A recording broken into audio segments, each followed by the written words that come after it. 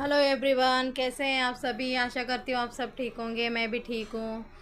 तो ये मेरा छोटा सा ब्लॉग आप सभी के लिए। तो मेरा अपना ये सुबह से लेके मैं शाम तक का रूटीन मैंने शेयर किया है। मतलब ज़्यादा कुछ नहीं है, बस मेरा दिनचर्या का मैंने जो भी घर में जो भी रूटीन मैंने किया है वो सब शेयर किया है। तो प्लीज़ आप लोग मेरे ब्लॉग को देखिए। आप लोग मेरे ब्लॉग को नहीं देख रहे हैं, प्लीज़ आप लोग मेरे ब्लॉग को देखिए। पसंद आने पर एक लाइक और शेयर और कमेंट कर दीजिए प्लीज़।